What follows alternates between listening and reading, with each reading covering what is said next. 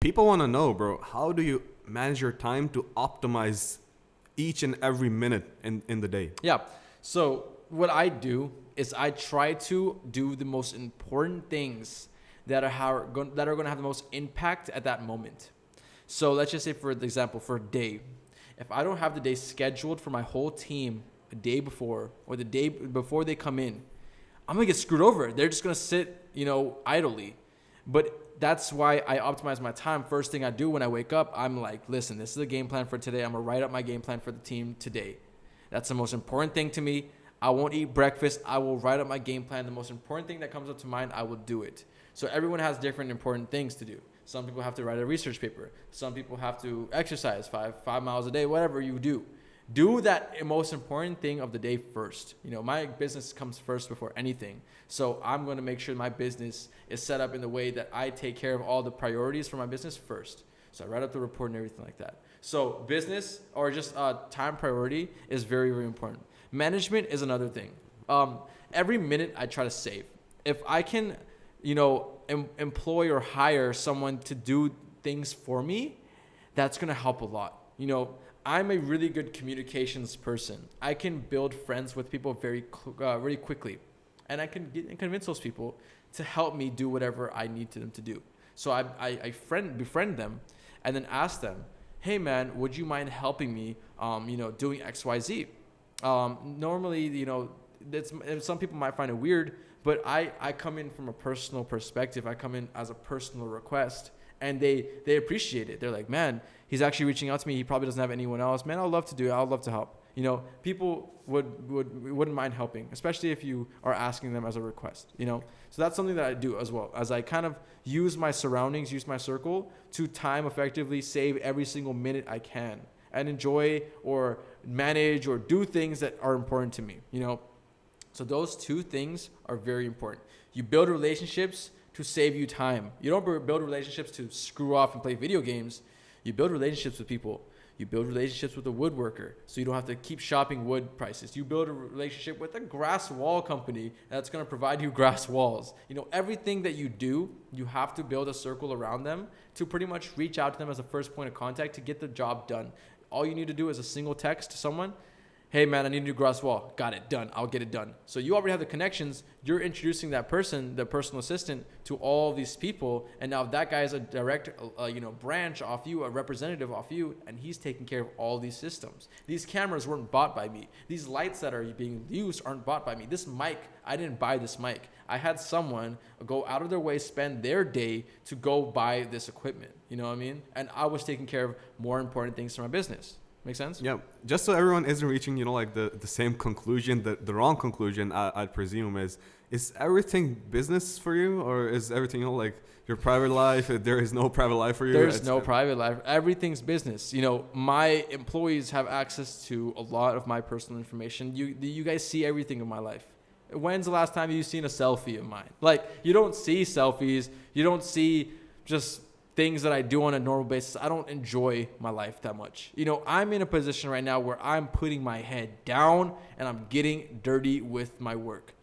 Obviously, like, I'm going to Miami, I'm going to enjoy a little bit, but because I earned it. I spent 4 months working my freaking butt off to the point where I could do that. So, this time management, time effectiveness, now, like, I optimize my team so effectively. By time management. Everyone in this team knows exactly what they're doing at every single point in the day. So what I'm doing effectively is I'm managing everyone. Now I could pretty much automate the process and work out even more important things. If I want to go start another business, I can go start another business because my business right now is cash flowing, it's doing numbers, and I'm seeing success. And I don't have to show up to my company. I just pretty much do all this, show up to this office for fun. You know that. Yeah. I don't need to come into this office. I give you guys a daily report, the tasks of the day, record my podcast, shoot a couple of YouTube videos, and then bounce. That's pretty much my life right now.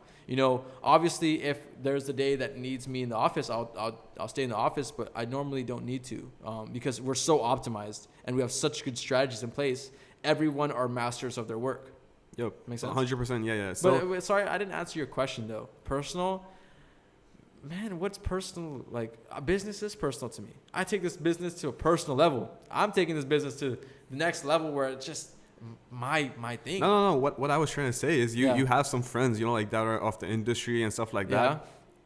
They might be watching this podcast right now, and Yeah. they must be thinking, bro, is he really your friend, or is he, you know, like just trying to take advantage of me? No, dude. It's not an advantage thing. They ask for a request from me. I help whatever they need, and I ask for requests from them. I make it a acquaintanceship where we can help each other instead of using each other's time ineffectively. Let's just say my friend is asking me, hey man, what do you think about credit? And what credit company would you prefer to work with as a beginner? I'll be like, yeah man, let me get you on board. Let's get on a call, 15 minutes real quick, and I'll break it down to you.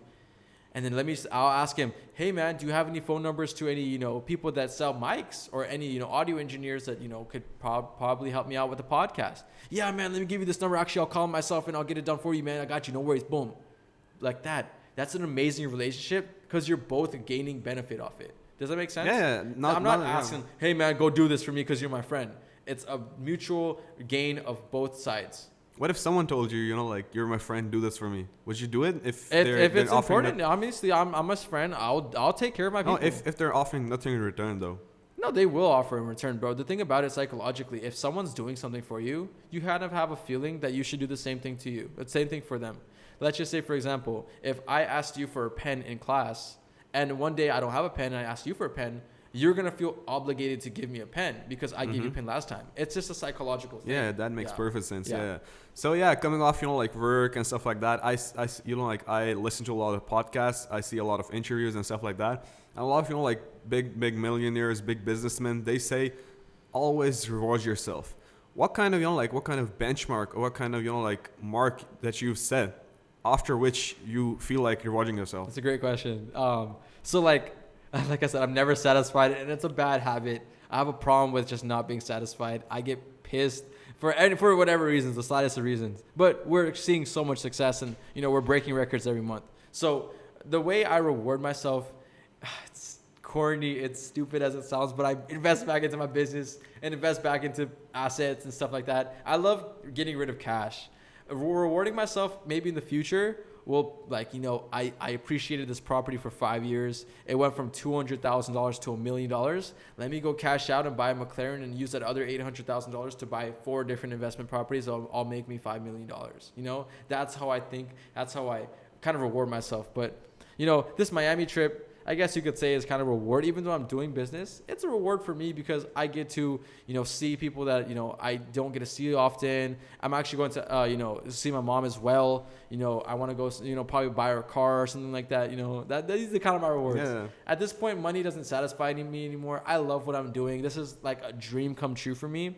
I like helping other people. I don't know. I just have a freaking addiction of helping other people. My mentorship program, every time someone secures a new client, a $500 client, $1,000 client, whatever, like they post their profits, I get so happy. Like there's a euphoric feeling that it just makes me feel so happy knowing that other people are seeing benefit from my education or my, you know, teachings. And that's just an amazing feeling. And rewarding people. Like, I want to reward you with, you know, doing something for you. I'll do it. You know, I want to buy my mom a car. I want to buy my brother a cool Rolex. You know, these are the kind of things that kind of actually make my life fulfilling at this point.